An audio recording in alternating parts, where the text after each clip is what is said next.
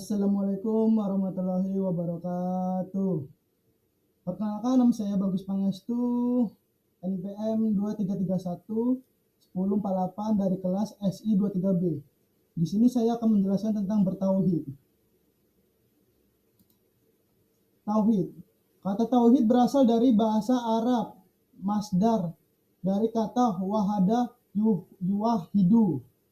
Secara etimologis, tauhid berarti keesaan.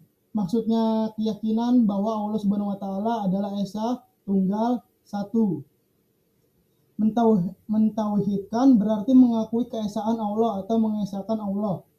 Secara terminologi, tauhid adalah ilmu yang membahas tentang wujud Allah, sifat-sifat yang wajib tetap padanya, sifat-sifat yang boleh disifatkan kepadanya, dan tentang sifat-sifat yang sama sekali wajib dilenyapkan padanya. Juga membahas tentang rasul-rasul Allah dan yakinkan kerasulan mereka. Makna tauhid. Secara istilah syar'i, makna tauhid adalah menjadikan Allah sebagai satu-satunya sesembahan yang benar dengan segala kekhususannya. Dari makna ini, sesungguhnya dapat dipahami bahwa banyak hal yang dijadikan sesembahan oleh manusia, bisa jadi berupa malaikat, para nabi, orang-orang salih, atau bahkan makhluk Allah yang lain. Namun, seseorang yang bertauhid hanya menjadikan Allah sebagai satu-satunya sesembahan saja. 3 macam tauhid. 1. Tauhid rububiyah. Mentauhidkan Allah dalam perbuatannya seperti mencipta, mengatur alam semesta dan lain-lain. 2. Tauhid uluhiyah. Mengesahkan Allah dalam beribadah seperti doa, menyembelih dan bernazar. 3. Tauhid asma wa sifat. Menetapkan yang Allah sifatkan dirinya di dalam kitabnya atau yang Rasulnya sifatkan di dalam hadis-hadis yang sahih secara hakiki, tanpa tawil, tafwid, tamstil, dan tanpa tahtil. Contoh-contoh tauhid. 1. Tauhid uluhiyah. Berdoa kepada Allah, meminta kepada Allah, melibatkan Allah dalam semua aktivitas kita, tidak mendatangi dukun, tidak mempercayai ramalan, dan tidak mencontek saat ujian, karena kita meyakini bahwa Allah Maha melihat. 2. Tauhid rububiyah. Contohnya seperti menciptakan makhluk, menghidupkan makhluk, mematikan makhluk, memberi serta membagi rizki kepada seluruh makhluk, mengubah takdir, atau mendatangkan manfaat dan pertolongan kepada makhluk, bahkan menolak dan mendatangkan segala mudarat atau kerusakan. 3. Tauhid asma wa sifat. Perilaku seorang anak yang menjaga diri pada saat berbicara untuk selalu berbicara dengan jujur dan sopan karena yakin bahwa Allah mendengar apa yang manusia ucapkan. Fungsi tauhid.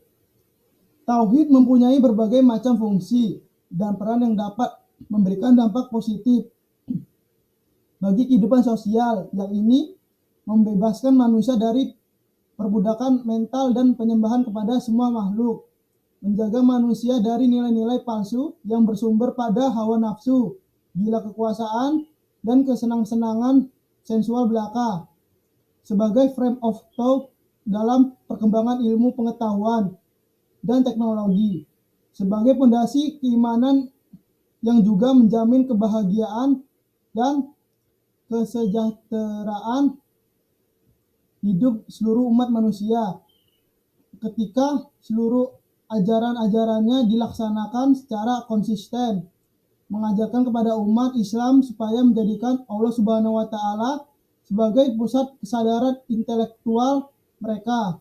Maka jelaslah bahwa tauhid erat hubungannya dengan kehidupan sosial, karena Dengan bertauhid, manusia dapat mengetahui tujuan hidup mereka, yaitu beribadah kepada Allah Subhanahu wa taala secara vertikal, yaitu langsung kepada Allah dengan ibadah makdoh dan horizontal, yaitu beribadah dengan sesama makhluk Allah dengan ibadah glory makdoh.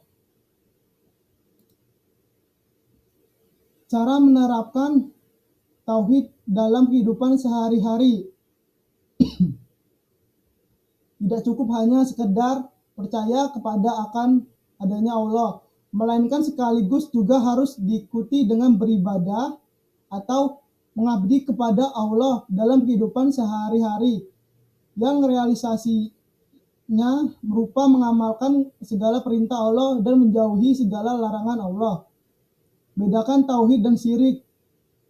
Tauhid secara bahasa berarti menjadikan sesuatu menjadi satu, sedangkan secara istilah syari tauhid berarti mengesahkan Allah dalam hal yang menjadikan kekhususannya, yaitu dalam rububiyah, uluhiyah, dan asma wa sifat. Syirik secara bahasa berarti an-nasib, yaitu bagian, sedangkan secara istilah syari syirik berarti menjadikan selain Allah punya bagian dalam hal-hal yang khusus bagi Allah. Mengapa tauhid menjadi inti dalam keimanan kita kepada Allah Subhanahu wa taala?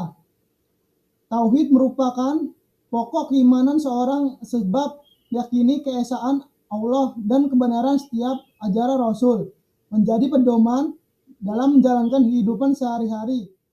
Selain itu, tujuan mempelajari ilmu tauhid juga dapat menjadikan setiap umat muslim sebagai pribadi yang ikhlas dalam menerima setiap ketentuan Allah. Hal apa saja yang harus dihindari agar tauhid kita tetap benar? Seorang hamba hendaknya menghindari jauh-jauh dari hal-hal yang merusak kemurnian tauhid, sebagai cerminan dua kalimat syahadat tersebut, yang setidaknya ada 3. 1. Syirik, menyekutukan Allah. 2. Ilhad, menyimpang dari kebenaran. 3. Nifak, berwajah 2, menampakkan diri sebagai muslim sementara hatinya kafir. Mengapa tauhid harus ditanamkan sejak dini? Konsep pendidikan tauhid kepada anak usia dini menjadikan anak agar lebih mencintai Allah Subhanahu wa taala. Tidak ada yang perlu ditakuti kecuali Allah Subhanahu wa taala. Mengesahkan dalam hal beribadah kepadanya, membimbing anak untuk senantiasa mensyukuri segala nikmat yang telah Allah Subhanahu wa taala berikan. Terima kasih, sekian dari penjelasan saya tentang bertauhid. Wassalamualaikum warahmatullahi wabarakatuh.